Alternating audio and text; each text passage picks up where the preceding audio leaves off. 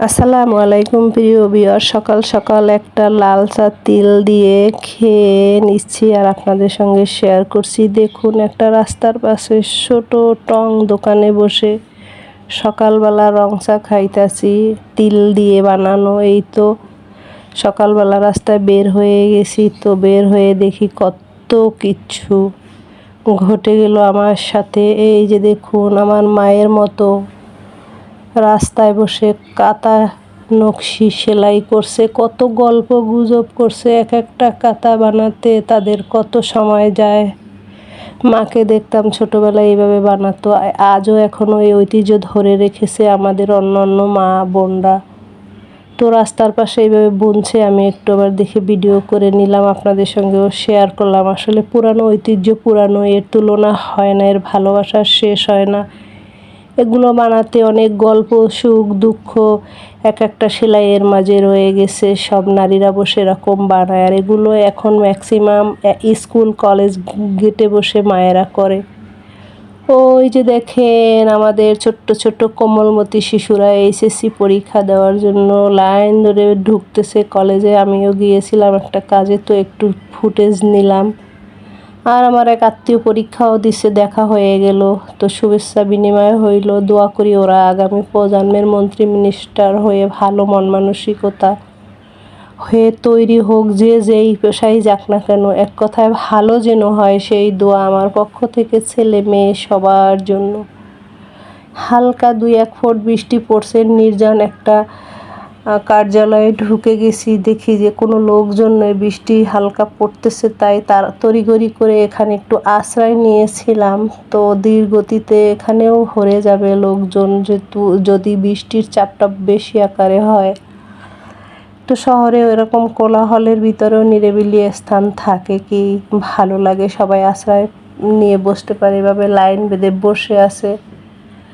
আকাশ মেঘ হয়ে আরও ভারী হয়ে গেছে, এই বুঝি এখনই জোরে সোরে বৃষ্টি নামবে, তার তোড়জোড় চলছে। সবাই ছুটাছুটি করছে আসলে ছাতা সংগ্রহ করার জন্য। প্রিয় ভিউয়ার, ছাতাও সংগ্রহ হয়ে গেছে। এবারে দেখবেন ঝমঝমে বৃষ্টি কাকে বলে। মা বাবা গার্ডিয়ানদের যে কত কষ্ট, একটা বসার জায়গা নাই, সরকারি হোক বেসরকারিভাবে হোক। পরীক্ষার সময় মা বাবাদের বসার জন্য একটা ভালো স্থান দেওয়া উচিত, আমি তাই মনে করি। আপনারা কি তাই মনে করেন? একটু কমেন্টস করে বলবেন। দেখুন মা বাবারা কীভাবে ভিজতেছে।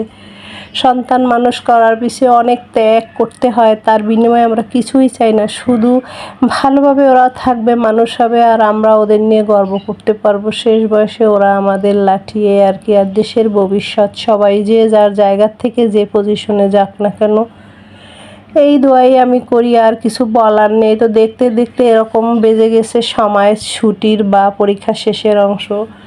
এই দেখুন, আত্মীয় স্বজন নিয়ে আমিও বের হয়ে গেছি। ওই আমার ভবিষ্যৎ প্রজন্ম আমার পিছন থেকে আসতেছে, দারুণ লাগতেছে, তাই না? ওদের জন্য মনের গভীর থেকে অনেক অনেক দোয়া, ভালোবাসা রইল ভবিষ্যৎ প্রজন্মের জন্য। তো বাসায় ফিরে একদম সন্ধ্যা হয়ে গেছে, তো অলরেডি রান্না করে ফেলেছি, আপনাদের সঙ্গে রান্না শেয়ার করলাম না, অলরেডি ক্লান্ত। বৃষ্টিতে ভিজে কাক ভেজা বৃষ্টিতে ভেজে আসছি, এসে রেস্ট টেস্ট করে সন্ধ্যার দিকে ডাল রান্না করলাম টমেটো দিয়ে, এই যে একদম ঘন ঘন ডাল। আর সঙ্গে করেছি আলু দিয়ে, সিম দিয়ে, এই পেঁয়াজ কাঁচামরিচ দিয়ে একটা ভাজি করেছি, সিমের নতুন এবছরের। আর এর সঙ্গে আরও রয়েছে মাছের ভাজা, রয়েছে শুটকির ভুনা, রয়েছে গরম গরম দুধ। এই তো সব কিছু মিলে আজকে ছোট পরিসরে ব্লগটি, জানি না আপনাদের কেমন লাগবে, তবে ভবিষ্যৎ প্রজন্মের জন্য দোয়া করবেন।